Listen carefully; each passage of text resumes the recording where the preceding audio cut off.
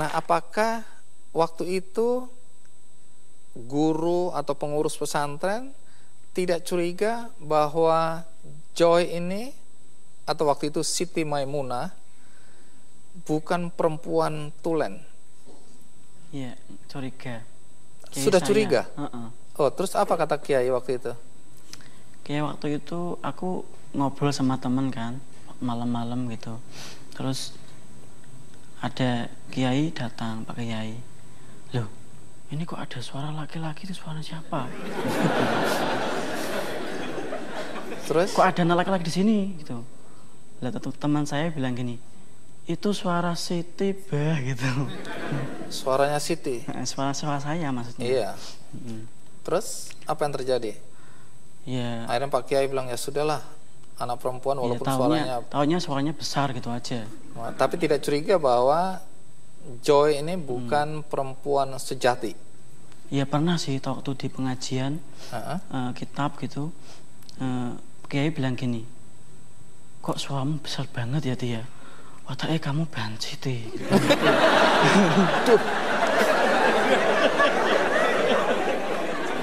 Terus bagaimana reaksi Joy? Iya, waktu itu tersinggung sih, tetap tersinggung Pak Mas ya. Tapi saya tahan diri, saya tahu diri lah gitu. Ya biar aja, saya berjuang mencari ilmu di sini, saya harus tahan gitu. Tahan. Iya. Selama di pesantren tidurnya sama siapa? Ya sama teman. Perempuan? Perempuan. Seneng ya. Nah, tapi pada saat itu apakah ada perasaan tertarik pada teman-teman perempuan? Kan waktu itu saya belum benar-benar yakin Mas ya, saya laki-laki. Tapi dari segi biologi saya Mas, saya tuh ya ada kerentek sih, ada rasa-rasa ya namanya laki-laki dan gitu perempuan ya? Gitulah. Itu sudah terasa itu, tapi belum yakin ya? Belum yakin. Nah, lulus pesantren umur berapa? Umur 18. Selama di pesantren sampai keluar tidak ada satupun orang yang tahu bahwa Joy sebenarnya waktu itu antara perempuan dan laki-laki? Tidak ada. Oh, jadi sampai lulus pun mereka tetap mengenal Siti Maimunah. Iya. Yang perempuan. Iya. Nah, Joy, lalu kapan persisnya Joy merasa inilah saatnya aku membuka diri kepada publik bahwa aku adalah anak laki-laki, bukan anak perempuan? Tepatnya waktu lulus SMA setelah saya kerja, kebetulan saya mempunyai penyakit hernia Mas ya. Iya. Terus dari penyakit hernia itu tanpa sengaja saya disaranin sama dokter untuk memeriksakan kelamin saya. Waktu itu apa kata dokter? Apa yang dicurigai oleh dokter? Loh, Mbak, kamu perempuan kok punya penyakit hernia ya? Penyakit hernia kan penyakit laki-laki gitu. Terus saya bingung, lah gimana tuh dok? Mbak sadar nggak? Mbak itu punya kelainan gitu. Coba deh, Mbak nanti saya kasih rujukan, nanti USG di rumah sakit ya. Ya saya ikut aja, saya coba untuk USG. Hasilnya? Hasilnya ternyata benar. Apa? Di dalam perut saya tuh nggak ada rahim, adanya testis malahan. Nah dari situ saya yakin, bertambah yakin, terus saya lanjutin pemeriksaan saya, terus sampai di Karyadi itu, sampai operasi. Sampai operasi ya. Nah kemudian ganti nama secara hukum disahkan di pengadilan. Iya, di pengadilan. Sebagai Muhammad Prawiro Dijoyo. Iya. Nah di sini ada Ibu Retno, ya, Ibu Retno yang kemarin secara pro bono gratis membantu perubahan status, ya, Joy dari Siti Maimunah ke Muhammad Prawiro Dijoyo. Boleh tahu, Bu Retno, apa yang mendorong Anda untuk waktu itu membantu Joy untuk mengubah jenis kelaminnya secara hukum dari perempuan menjadi laki-laki? Ditunjuk oleh pengadilan, dikenalkan oleh Joy Terus Joy menceritakan asal sejarahnya dia seperti ini. Saya merasa, aduh kok kasihan banget ini anak. Ayo Jo, saya bantu Joy. Jadi dia sudah membuat permohonan, cuma nggak sempurna. Jadi mungkin ya karena ketidaktahuannya, kemudian saya bantu untuk membuat, Joy kamu harus, pokoknya saya bantu sampai kamu berhasil mendapatkan statusmu, karena tanpa ini kamu nggak bisa merubah semuanya. Semua identitas dia nggak akan bisa berubah tanpa penetapan dari pengadilan. Prosesnya sulit nggak untuk perubahan yang terjadi pada Joy dari perempuan menjadi laki-laki? Saya harus bisa meyakinkan hakim pemeriksa perkara dalam hal ini, karena ini bentuknya permohonan, pertimbangannya pertimbangan medis dan pertimbangan sosial. Jadi apa yang Anda pakai untuk meyakinkan hakim di pengadilan sehingga hakim mengabulkan permohonan Joy untuk menjadi laki-laki? Ya, yang utama adalah pertimbangan medis. Dari semua pemeriksaan dari Rumah Sakit Dr. Karyadi, itu semua saya ajukan. Di situ ada data-data medisnya yang semua menyatakan bahwa 90% Joy adalah laki-laki. Itu. Kemudian yang kedua, kualitas life-nya dia, kualitas hidupnya dia secara sosial, itu juga disampaikan oleh saksi ahli yang kami hadirkan juga dari Rumah Sakit Dr. Karyadi, dan itu memang sangat membantu. Jadi dengan demikian sekarang ini status Joy adalah betul-betul laki-laki. Iya, laki-laki. Itu sah secara hukum. Secara hukum, dan itu dengan penetapan itu dia bisa merubah identitas yang lain, dari mulai KTP, kemudian KK, dan identitas seperti ijazah-ijazah. Tetapi kalau untuk ijazah, untuk saat ini tidak bisa langsung dirubah. Yang dulunya sudah keluar itu hanya dengan surat keterangan yang menerangkan bahwa Joy itu sama dengan Siti Maimunah, ya. Atau Muhammad Prawiro Dijoyo. Atau Siti Maimunah, ya. Itu sama dengan Muhammad Prawiro Dijoyo. Nah, di sini juga sudah hadir Dr. Ardi Santoso dari Rumah Sakit Karyadi Semarang. Terima kasih Dok, udah hadir. Anda termasuk tim bedah ya yang mengoperasi kelamin Joy dari perempuan menjadi laki-laki. Apa dasar Anda bersama tim meyakini bahwa Joy lebih laki-laki atau adalah laki-laki dibandingkan perempuan waktu itu? Karena kami di Rumah Sakit Dr. Karyadi dan Fakultas Kedokteran Undip kita punya tim penyesuaian kelamin, kemudian kita rapatkan. Ya, di situ pemeriksaan semuanya kita ambil sampel-sampel darahnya, bahkan kita sampai kita kirim ke Belanda. Akhirnya kita temukan bahwa si Siti Maimunah ini laki-laki. Dari situ kemudian beberapa tahapan operasi kita lakukan. Operasi apa ini namanya? Yang pertama kita lakukan adalah operasi hernia, kemudian orkidopeksi atau penurunan buah pelernya ke kantongnya. Itu. Jadi ada 2 tahapan itu. Nah, setelah itu kemudian baru kita lakukan, mengingat ini adalah yang tipe berat dari jenis hipospadia tersebut, sehingga kita harus meluruskan dulu penisnya. Kita buat lurus, kemudian lubang kencingnya masih tetap di bawah dulu, karena tidak cukup kulit untuk membuat salurannya nantinya. Nah, tahap berikutnya nanti akan kita lakukan pembuatan saluran kencingnya sehingga dia nanti bisa kencing berdiri seperti layaknya laki-laki.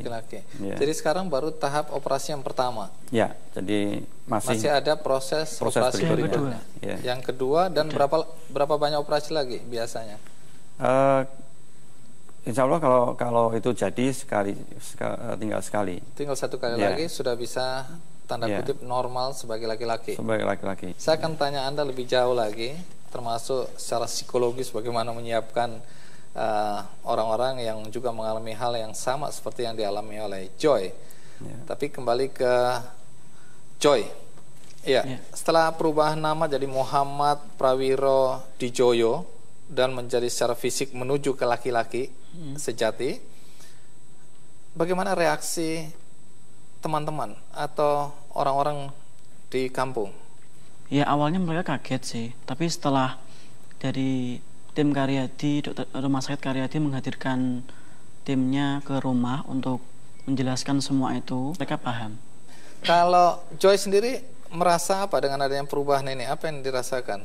Apa perbedaan yang terasa? Perbedaan sih dari dulu sama yang sekarang, saya jadi diri saya sendiri ini, yang sekarang ini lebih nyaman, Mas. Lebih nyaman, lebih pede, lebih happy. Ya pokoknya lebih senang lah dibanding dulu. Iya, tapi masalahnya masih ada operasi berikutnya dan saya dengar di situ masalah biaya nanti menjadi masalah itu ya. Iya. Siapa tahu juga ada penonton yang mendengar acara ini kemudian bilang udah biar saya aja yang tanggung, selesai persoalannya. Amin. Iya. Nah, tanda kutip kalau operasi berjalan lancar semua sesuai dengan harapan, tapi saya ingin tahu dari Joy sendiri ada keinginan untuk menikah nggak dengan perempuan? Tentu. Baik, kita doakan untuk Joy ya. Lahir sebagai laki-laki, tetapi kemudian dia merasa bahwa dia terperangkap pada raga yang salah. Karena itu, setelah tamat SMP, dia menyatakan dan berani membuka dirinya bahwa aku sebenarnya seorang perempuan. Siapa dia? Ikuti terus Kikendi.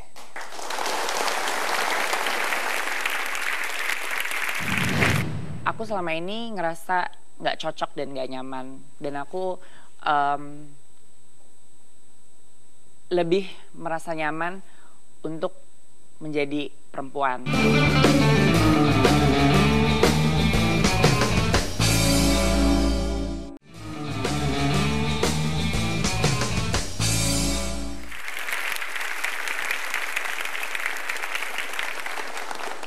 Saat berusia 18 tahun, baru dia mengungkapkan jati dirinya sebagai perempuan. Padahal selama ini dia dikenal sebagai pemuda. Dan bagaimana reaksi orang tuanya ketika tahu anaknya ternyata lebih merasa sebagai perempuan. Mari kita sambut Mbak Sunia Ruhama. Iya, terima kasih Mbak Sunia sudah datang ya. Silakan duduk. Oke. Baik, tadi saya sudah jelaskan kepada penonton bahwa Anda baru secara terbuka menyatakan diri sebagai perempuan pada usia 18 tahun. Betul. Artinya Anda lahir sebagai laki-laki. Diidentifikasi sebagai laki-laki. Diidentifikasi sebagai laki-laki. Itu diperlakukan juga oleh orang tua dan oleh lingkungan sebagai laki-laki. Iya, karena memang dari kecil saya juga tidak terlalu feminin, dalam pengertian kita lembut tapi tidak letoy, tidak apa orang Jawa Timur bilang lembeng gitu. Lembeng ya. Tidak gemulai. Tidak gemulai. Iya. Kalau bahasa tren sekarang tidak ngondek. Menarik untuk mengikuti kisah tentang Mbak Sunia. Tapi sebelum kita lanjutkan, mari kita lihat liputan berikut ini.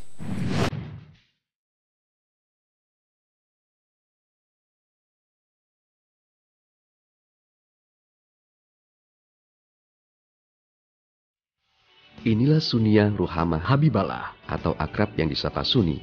Lahir di Kendal 32 tahun lalu. Anak pertama dari 3 bersaudara, Sunia merasa dirinya berbeda dari sifat laki-laki pada umumnya. Di saat usianya menginjak 18 tahun, Suni membuat sebuah keputusan besar, yaitu mengubah penampilannya dengan mengenakan pakaian wanita dan berjilbab. Meski pada awalnya, kedua orang tua Suni menolak perubahan itu. Tetapi demi kebahagiaan sang anak terus menunjukkan perubahan positif. Kedua orang tua Suni akhirnya mengizinkan anaknya mengubah jati diri dari seorang laki-laki menjadi perempuan. Tak lama perubahan itu dilakukan, Suni menunjukkan prestasi di bidang akademik dengan predikat lulus cum laude dari Universitas Gadjah Mada, Yogyakarta.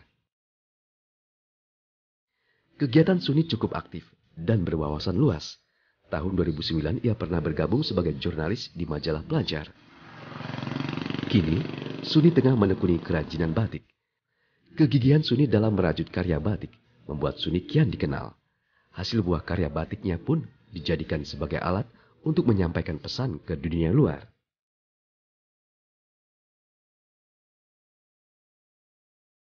Usaha batik Suni yang bermotif unik ini terus berkembang pesat. Saat ini, ia memperkerjakan 70 orang pengrajin batik yang tersebar di Kendal, Kabupaten Batang, dan Pekalongan. Bahkan batik karya Sunia tersebar di seluruh Indonesia. Tak hanya itu, di tengah kesibukannya, Suni masih sempat menulis sebuah buku yang berjudul Cinta Selalu Ada. Bahkan salah satu karyanya yang berjudul Jangan Lepas Jilbabku mampu bertengger di toko buku dan menjadi bestseller.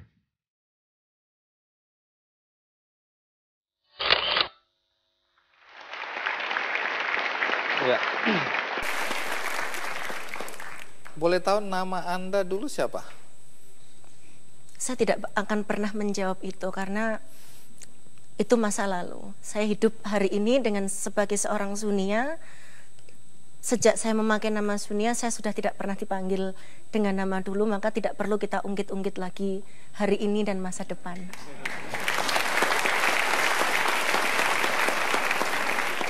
Baik. Setelah berpakaian, bersikap, dan dikenal sebagai seorang pemuda sampai umur 18 tahun, ya, atau seorang laki-laki sampai umur 18 tahun, pada saat 18 tahun, Anda baru menunjukkan jati diri Anda sebagai perempuan. Dengan cara apa Anda menunjukkan bahwa sekarang Anda perempuan? Semua orang tahu bahwa kita dalam tanda petik adalah perempuan, cuma mereka tidak ngomong. Tapi Anda sendiri berpakaian perempuan kapan? Umur 18 tahun, yaitu ketika saya lulus SMA tapi belum kuliah. Bagaimana dengan identitas lainnya, KTP, SIM? Kalau mau kirim uang ke rekening saya sudah pakai nama Sunia. Oke. KTP? Semuanya sudah. Semuanya sudah, ya. Kemudian adakah keinginan untuk melakukan operasi? Saya sangat menyukuri apa yang Tuhan anugerahkan kepada saya. Jadi apa yang harus saya sempurnakan, itu saya sempurnakan, tapi yang tidak perlu disempurnakan tidak usah. Toh itu tidak akan membawa manfaat bagi hidup kita. Lebih baik kita berpikir bagaimana kita bisa membumi, kita bisa berkarya untuk diri kita, keluarga kita, masyarakat kita, daripada terus berkonflik, mencipta konflik baru dan menimbulkan konflik. Apalagi mewariskan konflik, jangan banget. Oke. Baik. Saya coba kembali ke Dr. Ardi, ya. Berkaitan dengan operasi dalam kasus semacam Joy, apakah kasus ini juga banyak dialami oleh orang-orang di Indonesia atau di dunia? Ya, kasus seperti hipospadia sendiri itu sebetulnya satu di antara kelahiran laki-laki, 350 kelahiran laki-laki itu data di dunia. Tetapi memang saat ini cenderung meningkat. Ini belum tahu penyebabnya, tetapi secara nyata bahwa sekarang ini mungkin tidak 350 laki-laki lahir seperti itu, tetapi sudah sampai ke 225. Satu di antara 225 kelahiran itu sudah ada yang seperti ini.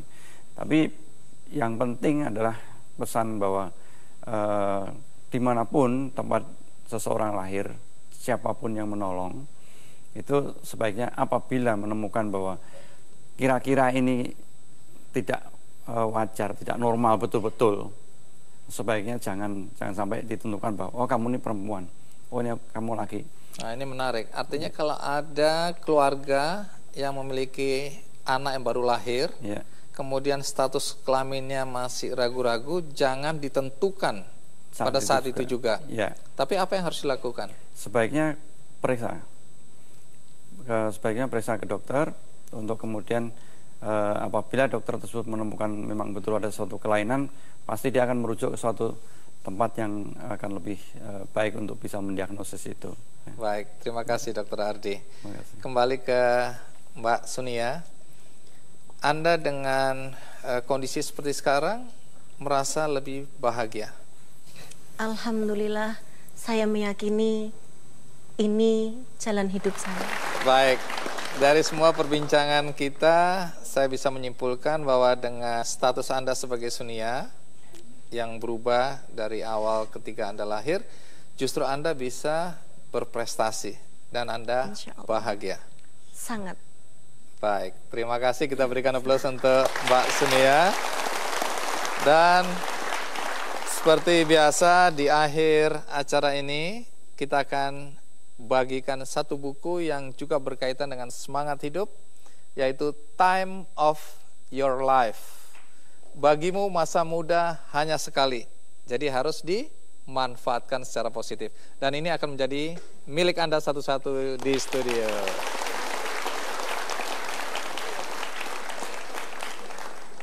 Bagi Anda di rumah, Anda juga bisa memiliki buku ini melalui website kickandy.com. Jika Anda menang dalam undian, maka ini juga menjadi milik Anda. Semoga topik ini bermanfaat bagi kita semua. Sampai jumpa. Ku ingin tahu, kau harus mau. Ku ingin kau begitu, agar kau tahu, jadilah engkau milikku selalu utuh.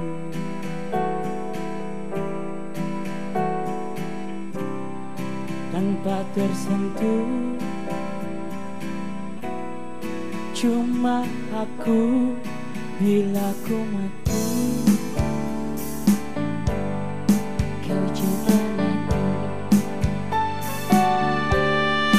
Hanya tak ada cinta sehidup semati. Jadilah engkau milikku selalu utuh.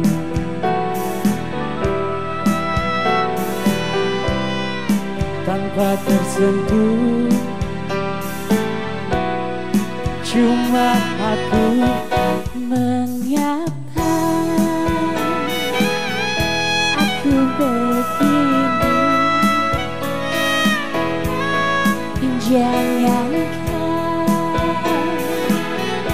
mempertanyakan.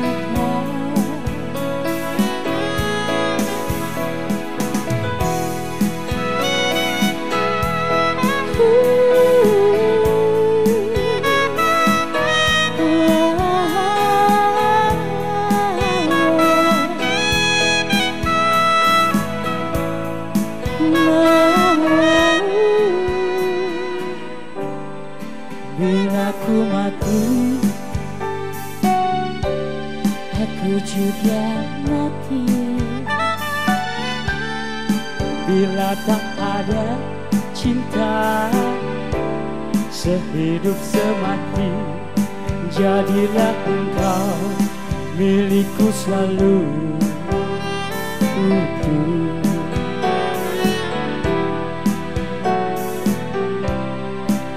Tanpa tersentuh, saya ingin semua yang di sini nyanyi bersama. Cuma aku mengapa aku begini.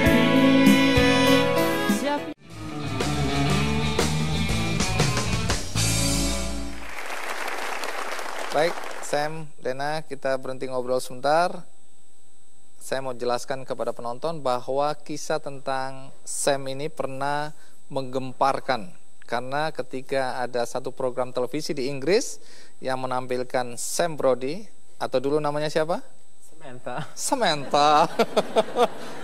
Itu sempat menghebohkan karena setelah keluar dari, atau dikeluarkan ya, kalah di dalam program itu atau diapakan lah, pokoknya berhenti. Baru kemudian masyarakat di Inggris tahu bahwa Sam adalah bukan perempuan tulen. Atau nyebutnya bukan perempuan apa? Betul. bukan perempuan seutuhnya. Sejatinya. Baik, dan itu heboh ya. Sam, boleh cerita waktu masuk ke dalam atau waktu ikut ke dalam program itu, Anda mendaftarkan diri sebagai perempuan? Ya, waktu itu kebetulan sebelum saya mendaftarkan untuk masuk ke salah satu acara reality show itu, saya memang sudah main di beberapa acara televisi sebelumnya. Jadi saya juga main bit parts di sebuah sinetron di Inggris sebagai perempuan. Sebagai perempuan, dan selanjutnya jauh sebelum itu memang saya juga model untuk baju-baju perempuan. Jadi memang waktu saat itu aku selalu memilih untuk jadi model untuk baju-baju winter, karena memang bajunya kan itu tertutup. Kemudian pas sudah summertime ada penawaran untuk jadi bikini, pakai bikini segala gitu, biasanya aku suka nolak gitu. Dan justru harga saya itu jadi semakin naik gitu. Karena orang pikir kok ini orangnya ketika summer gitu musim panas itu nggak mau ya gitu. Jadi pas selalu winter wear ya udah harga saya semakin tinggi aja gitu. Alhamdulillah. Baik, menarik Sam. Artinya setelah Anda dikeluarkan waktu itu, kemudian orang baru tahu Anda adalah laki-laki. Betul. Kenapa kok baru setelah keluar dari program itu baru orang tahu bahwa Anda laki-laki? Jadi memang reality show ini ketika kita di kandang di sebuah rumah itu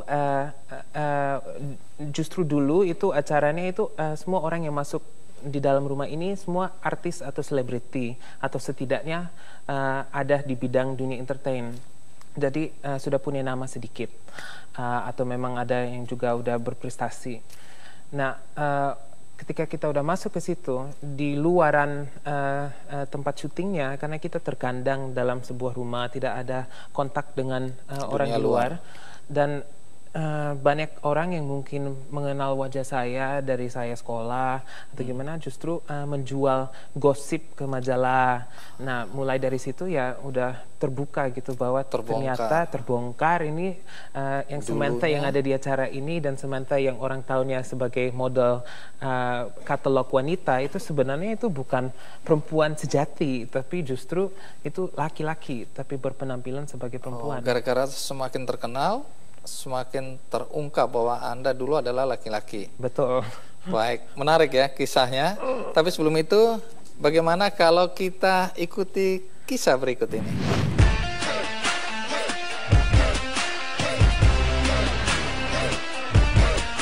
Menjalani kehidupan menjadi seorang transgender sebenarnya bukanlah keinginannya. Sam Brodrie, atau lebih akrab dipanggil Sam, harus melewati manis getir kehidupan menjadi seorang perempuan yang sering dipanggil Samantha. Lahir dari keluarga campuran Skotlandia dan Ambon, Sam Brodrie menghabiskan masa kecilnya sebagai Samuel David Alexander Brodrie atau sering dipanggil Samuel di Bandung. Sebagai anak keluarga berada, Samuel terlihat sangat bahagia. Hingga suatu hari dia harus mengikuti ayahnya yang dipindah tugaskan di Skotlandia. Samuel tak menyangka perpindahan ke Skotlandia membuat dampak buruk bagi dirinya. Perkenalan Samuel dengan kosmetik awalnya hanya sebagai topeng agar terlihat menarik sekaligus menutupi kesedihannya yang telah dialami. Namun kecantikannya telah memberikan jalan lain. Samuel harus menyamarkan identitasnya sebagai Samantha. Perubahan ini membawa dirinya menjadi peserta salah satu acara reality show terbesar di Inggris, yaitu Big Brothers tahun 2006. Acara ini sekaligus membuka identitas aslinya ke publik bahwa dirinya bukan Samantha yang dikenal sebagai wanita. Pasca acara tersebut, Samantha menerima banyak sekali tawaran menjadi model. Sebagai model hidupnya menjadi bergelimang harta. Namun hidup sebagai model dengan kekayaan berlimpah di sana tak membuat dirinya nyaman. Seringnya pemberitaan miring media bahkan pernah membuat dirinya berpikir untuk mengakhiri hidupnya. Pasca acara tersebut, Samantha menerima banyak sekali tawaran menjadi model. Sebagai model hidupnya menjadi bergelimang harta. Namun hidup sebagai model dengan kekayaan berlimpah di sana tak membuat dirinya nyaman. Seringnya pemberitaan miring media bahkan pernah membuat dirinya berpikir untuk mengakhiri hidupnya. I I think my life now is definitely more settled. I'm much more at peace than what my life was before. I've learned as well to disregard materialism because materialism isn't everything. And I believe that if you put your focus on God, He'll show the way correctly, in all the different things that I need to do. I believe that everything's a step-by-step process. So I'm just taking with the flow right now, and I'm just enjoying everything the way that it is. Sometimes when you fall away, you think that you will never wake. Kini Samantha telah menemukan jalan terang. Dia sekarang kembali ke negara kelahirannya, Indonesia. Samantha juga berubah namanya menjadi Sam Brodri. Nama yang kini ia terus pakai hingga menemukan pasangan hidupnya, Indri. Sam Brodri saat ini juga telah memiliki seorang putri kesayangan mereka bernama Kimi. Baginya, keluarga adalah segalanya. Hidupnya terasa lengkap sudah. Setelah memeluk agama Islam sebagai mualaf, Sam Brodri kini juga terus aktif berkarya di dunia hiburan Indonesia. Profesi sebagai MC, penyanyi, dan juga aktor di beberapa film telah dikerjakannya. Sam Brodri bersyukur bahwa Tuhan sepertinya telah memberikan skenario yang indah dalam hidupnya, walaupun dirinya pernah memiliki pengalaman yang pahit. Sam Brodri berusaha tetap semangat dan tetap optimis memandang masa depan.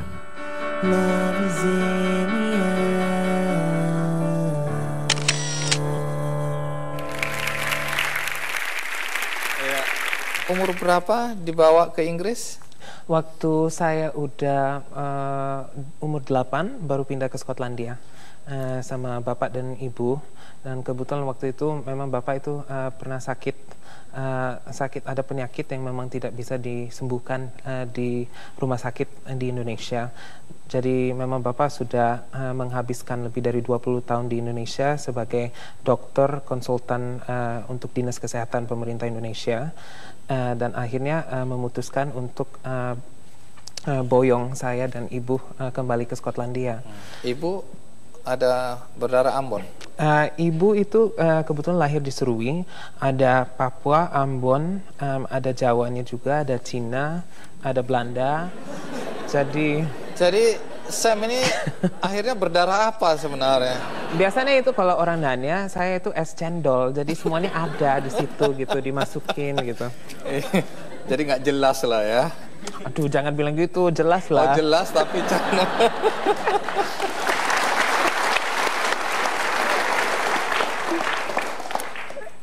Lahir sebagai laki-laki. Lalu kapan persisnya Sam merasa bahwa Sam ini sebenarnya bukan laki-laki, lebih perempuan? Waktu itu memang sebenarnya untuk saya menjadi perempuan itu tidak langsung. Jadi itu memang ada banyak trauma yang saya menjadi anak kecil sampai saya itu terpisah dari bapak dan ibu selama trauma apa? Memang dari sekolah kulturnya beda. Saya memang dibully tiap hari, dan saya juga salah satu korban pelecehan seksual. Dan kemudian akhirnya itu pemerintah tarik saya dari rumah ayah dan ibu. Jadi anak negara. Betul, dan kemudian saya masuk ke penampungan untuk anak-anak yatim. Dan sekian tahun tidak dapat kabar dari bapak dan ibu. Kebetulan saya itu sempat kabur juga dari penampungan itu, dan saya hidupnya ya di pinggir jalan. Di jalanan? Di jalanan.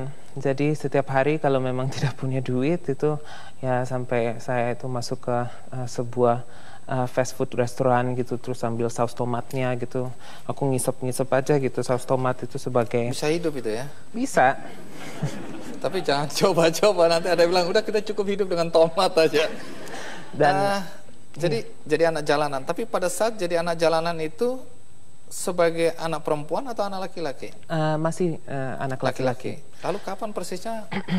Justru itu saya satu hari itu mengingat masa lalu saya waktu kecil. Kalau misalnya lihat ibu pergi ke acara atau ke undangan, dia dulu itu dari nggak pakai dandan, misalnya pakai dandan itu berubah.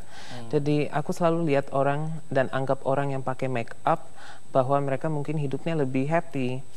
Jadi mungkin karena saya tidak happy dengan situasi hidup saya, jadi saya pikir, oh mungkin kalau saya pakai dandan, hidup saya bisa berbeda dan saya bisa sembunyi di belakang topeng.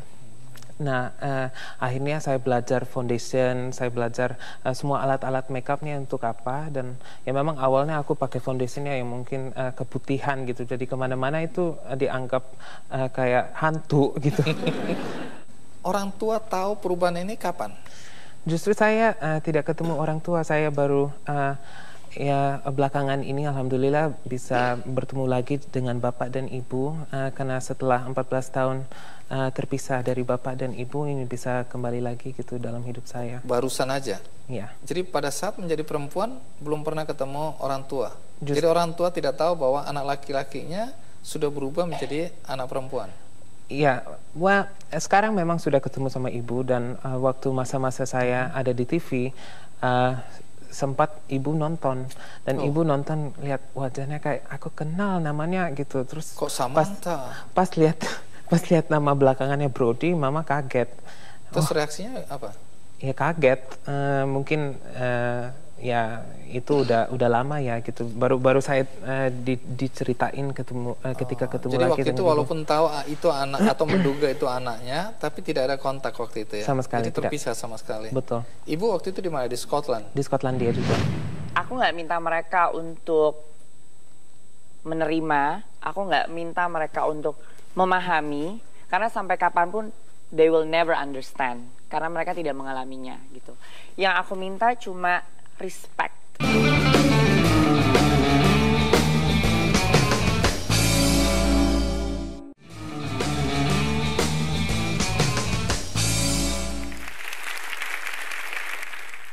Samantha, siapa yang memberi nama itu? Siapa? Kebetulan itu pas saya lagi ngelamar jadi pembantu rumah tangga. Anda ini profesinya apa sebenarnya? Campur-campur, Bang. Campur ya. Jadi kalau Dena kan jelas ya. Anda saya lihat nggak jelas sama sekali. Oke. Jahat banget sih.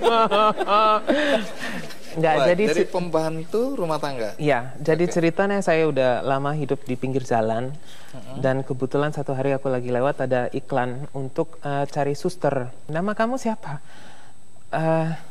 Samantha. Langsung nggak tahu dari mana gitu. Nggak tahu. Terus pada nanya gitu, nama kamu apa lengkapnya?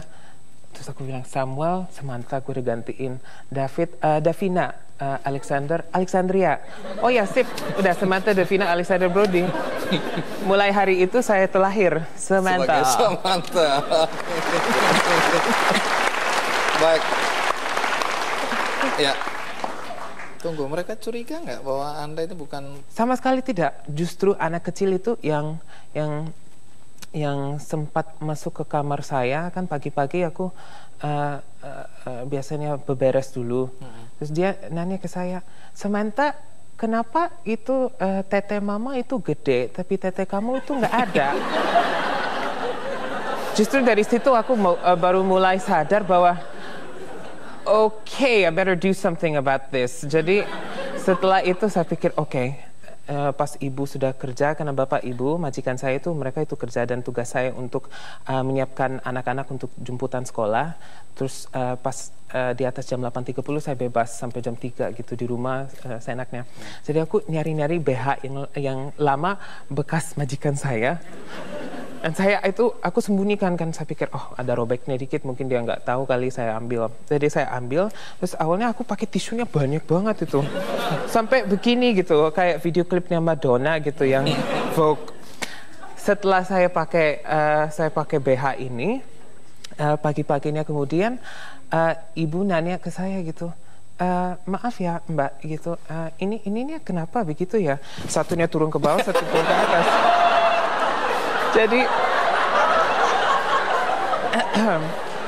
Jadi memang waktu Dena, itu jangan ketawa. Ini penderitaan dia dulu. Bang Andi juga ketawa. Jadi memang waktu saat itu saya itu sangat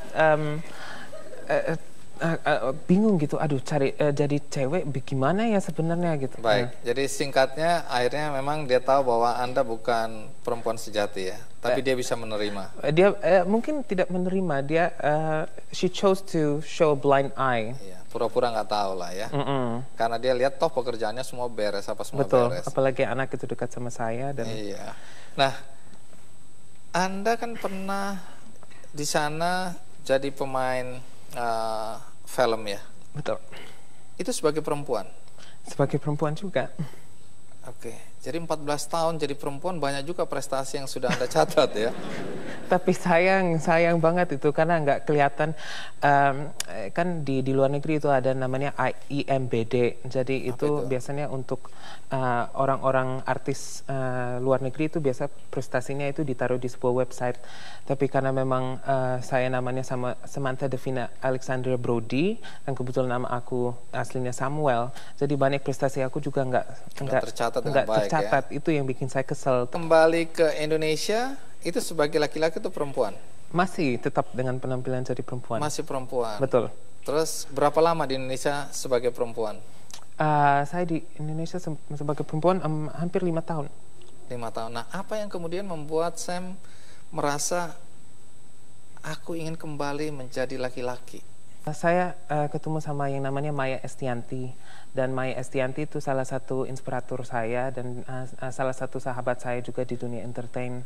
Dan ketika saya banyak nanya kepada dia, dia memberikan saya Al-Quran. Dan dia bilang, daripada kamu nanya mulu gitu, ini Al-Quran, kamu baca dulu. Kalau kamu sudah baca, baru kamu boleh nanya-nanya. Ya udah. Aku itu benar-benar dari dia kasih ke saya baca Al-Quran itu dari awal sampai akhir, yang translate ya, bukan bahasa Arab. Ya, jadi singkatnya gara-gara itulah. Memang gara-gara saya belajar tentang Islam dan akhirnya memilih untuk menjadi seorang mualaf. Dan alhamdulillah semenjak saya menjadi mualaf, ya akhirnya bisa bertemu sama istri saya dan dia juga menerima saya. Dan tunggu, jadi waktu setelah mualaf kemudian ingin berubah menjadi laki-laki? Betul. Baru melamar istri atau masih dengan bulu mata yang begini dan ini melamar istri? Justru saya udah masuk ke Islam dulu, bukan gara-gara istri tapi karena keinginan saya sendiri. Dan ketika saya belajar tentang Islam dan akhirnya memutuskan untuk menjadi seorang Islam, baru saya udah mulai sedikit-sedikit penampilan saya udah potong rambut, saya udah mulai tidak berdandan lagi, dan ada banyak hal-hal yang sampai sekarang memang tidak bisa dihilangin gitu. Itu step by step proses. Dan untuk yang nggak bisa dihilangin? Ya mungkin dari cara bicaranya gitu, ada gaya-gayanya yang bisa dibilang ngondek, tapi justru masih gemulai gitu ya? Ada gemulainya gitu, cuman justru aku tidak mikir saya itu gemulai. Justru kalau nonton di TV, aduh ya ampun gitu, udah malu banget. Jadi kurang macho gitu. Betul. Ya? Tapi ya alhamdulillah istri saya itu wanita yang sangat hebat gitu, yang bisa menerima saya apa adanya. Dan baik, ada istri di sini? Ada. Mana istrinya? Di sini dia. Iya, boleh berdiri? Kita berikan aplaus. Iya, luar biasa. Baik, istri menerima Anda apa adanya dan Anda kembali menjadi laki-laki ya? Betul. Dan sekarang dikaruniai seorang putri perempuan yang ya, lucu tadi itu. Betul. Terakhir, Sam juga menulis sebuah buku bagus ya, Samuel, Samantha, and Me. Kembali ke Dena, dari tadi Dena menyimak, tawa, ya geleng-geleng. Sorry. I'm having fun, I'm enjoying myself. Thank you so much for the story. Iya, Dena, masih banyak orang yang belum bisa menerima ya kondisi perubahan yang terjadi. Kalau dari Dena sendiri, Dena cerita ada orang yang bisa menerima, masih banyak juga yang nggak menerima. Tapi terhadap sikap-sikap yang nggak menerima, apa pendapat yang ingin Dena sampaikan? Aku nggak minta mereka untuk menerima, aku nggak minta mereka untuk memahami, karena sampai kapanpun they will never understand, karena mereka tidak mengalaminya gitu. Yang aku minta cuma respect.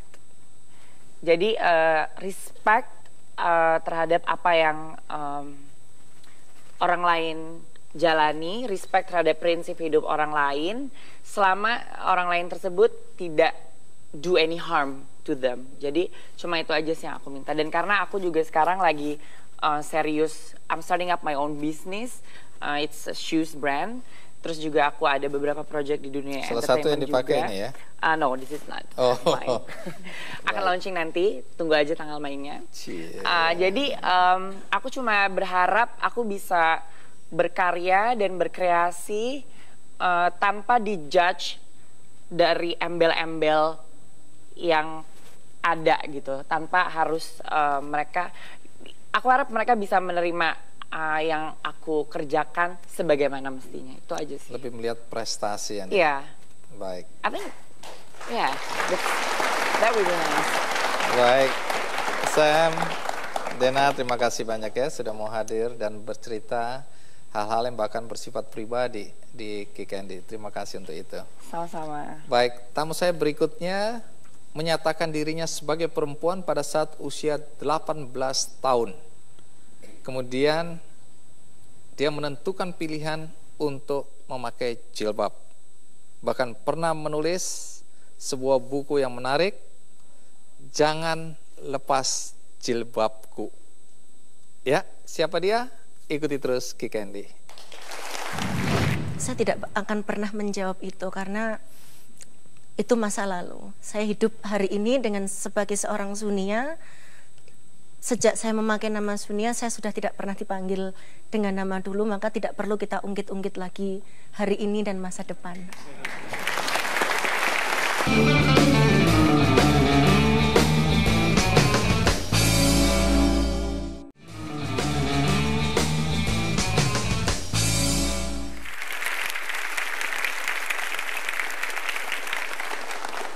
Saat berusia 18 tahun, baru dia mengungkapkan jati dirinya sebagai perempuan. Padahal selama ini dia dikenal sebagai pemuda. Dan bagaimana reaksi orang tuanya ketika tahu anaknya ternyata lebih merasa sebagai perempuan. Mari kita sambut Mbak Sunia Ruhama. Iya, terima kasih Mbak Sunia sudah datang ya. Silakan duduk. Oke. Baik, tadi saya sudah jelaskan kepada penonton bahwa Anda baru secara terbuka menyatakan diri sebagai perempuan pada usia 18 tahun. Betul. Artinya Anda lahir sebagai laki-laki. Diidentifikasi sebagai laki-laki. Diidentifikasi sebagai laki-laki. Itu diperlakukan juga oleh orang tua dan oleh lingkungan sebagai laki-laki. Iya, karena memang dari kecil saya juga tidak terlalu feminin dalam pengertian kita lembut tapi tidak letoy, tidak apa orang Jawa Timur bilang lembeng gitu. Lembeng, ya. Tidak gemulai. Tidak gemulai. Yeah. Kalau bahasa tren sekarang tidak ngondek. Menarik untuk mengikuti kisah tentang Mbak Sunia. Tapi sebelum kita lanjutkan, mari kita lihat liputan berikut ini.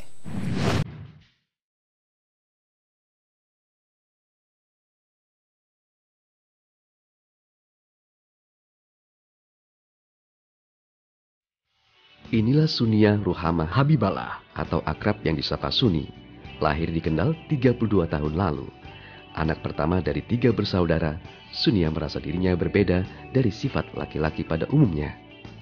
Di saat usianya menginjak 18 tahun, Suni membuat sebuah keputusan besar, yaitu mengubah penampilannya dengan mengenakan pakaian wanita dan berjilbab.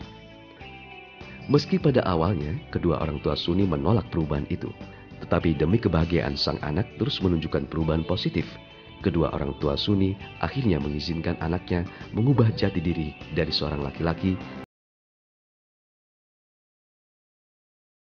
Tak lama perubahan itu dilakukan, Suni menunjukkan prestasi di bidang akademik dengan predikat lulus cum laude dari Universitas Gadjah Mada, Yogyakarta. Kegiatan Suni cukup aktif dan berwawasan luas. Tahun 2009 ia pernah bergabung sebagai jurnalis di majalah Pelajar. Kini, Suni tengah menekuni kerajinan batik.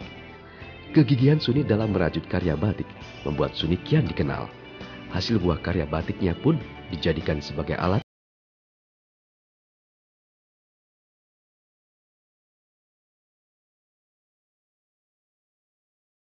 Suni yang bermotif unik ini terus berkembang pesat. Saat ini, ia memperkerjakan 70 orang pengrajin batik yang tersebar di Kendal, Kabupaten Batang, dan Pekalongan. Bahkan batik karya Sunia tersebar di seluruh Indonesia. Tak hanya itu, di tengah kesibukannya, Suni masih sempat menulis sebuah buku yang berjudul Cinta Selalu Ada. Bahkan salah satu karyanya yang berjudul Jangan Lepas Jilbabku mampu bertengger di toko buku dan menjadi bestseller.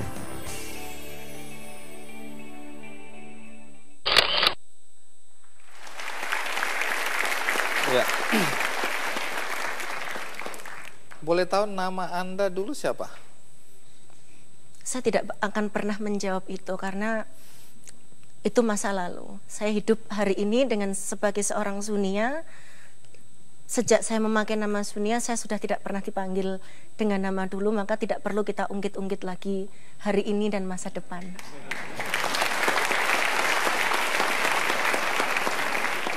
Baik.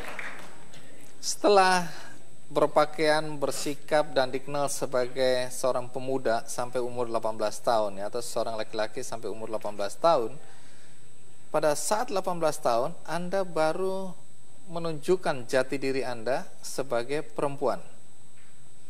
Dengan cara apa Anda menunjukkan bahwa sekarang Anda perempuan? Semua orang tahu bahwa kita dalam tanda petik adalah perempuan, cuma mereka tidak ngomong. Tapi Anda sendiri berpakaian perempuan kapan? Umur 18 tahun, yaitu ketika saya lulus SMA tapi belum kuliah. Bagaimana dengan identitas lainnya, KTP, SIM? Kalau mau kirim uang ke rekening saya sudah pakai nama Sunia. Oke. KTP? Semuanya sudah. Semuanya sudah, ya. Kemudian adakah keinginan untuk melakukan operasi? Saya sangat menyukuri apa yang Tuhan anugerahkan kepada saya. Jadi apa yang harus saya sempurnakan, itu saya sempurnakan, tapi yang tidak perlu disempurnakan tidak usah. Toh itu tidak akan membawa manfaat bagi hidup kita. Lebih baik kita berpikir bagaimana kita bisa membumi, kita bisa berkarya untuk diri kita, keluarga kita, masyarakat kita, daripada terus berkonflik, mencipta konflik baru dan menimbulkan konflik. Apalagi mewariskan konflik, jangan banget. Oke. Baik. Saya coba kembali ke Dr. Ardi, ya. Berkaitan dengan operasi dalam kasus semacam Joy, apakah kasus ini juga banyak dialami oleh orang-orang di Indonesia atau di dunia? Ya,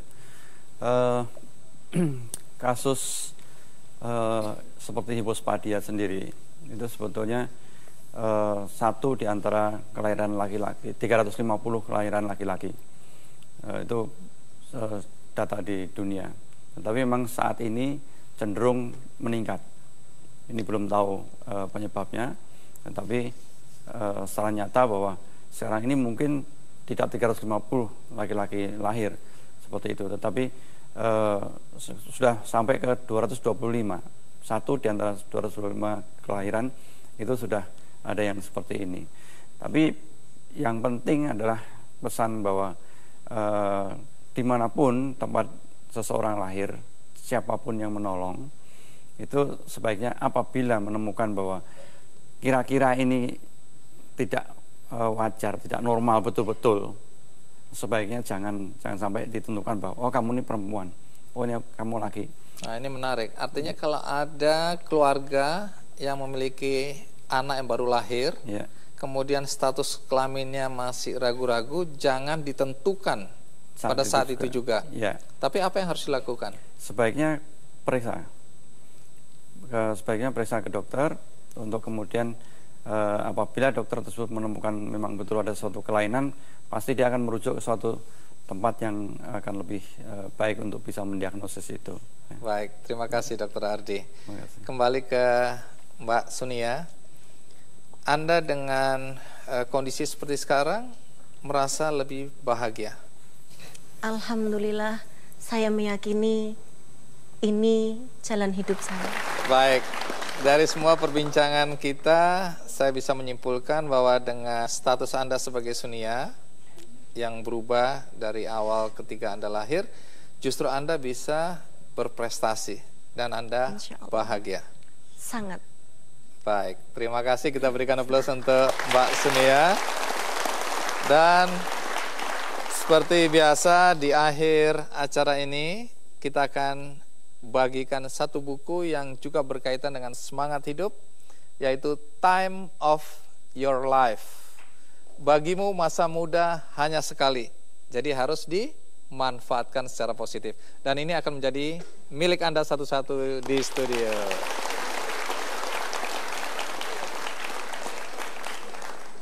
Bagi Anda di rumah, Anda juga bisa memiliki buku ini melalui website kickandy.com. Jika Anda menang dalam undian, maka ini juga menjadi milik Anda.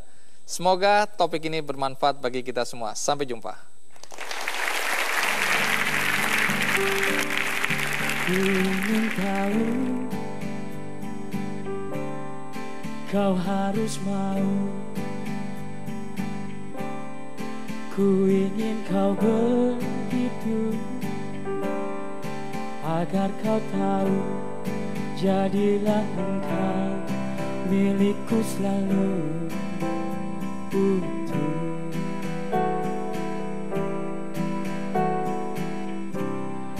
Tanpa tersentuh, cuma aku bila ku mati. Kau juga mati. Hanya tak ada cinta sehidup semati. Jadilah engkau milikku selalu utuh.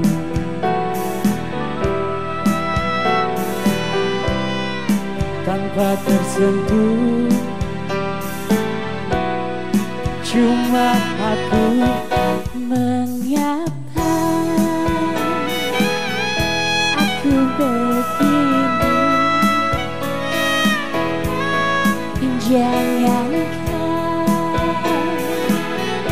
mempertanyakan.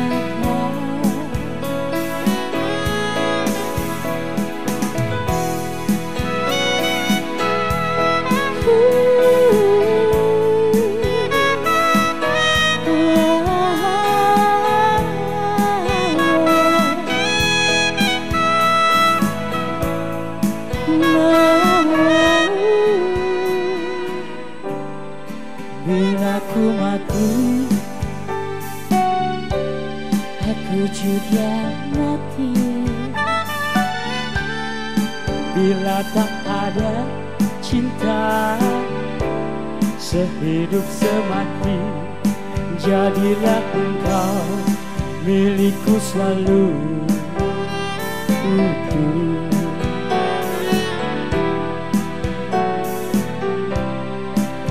Tanpa tersentuh, saya ingin semua yang disini nyanyi bersama.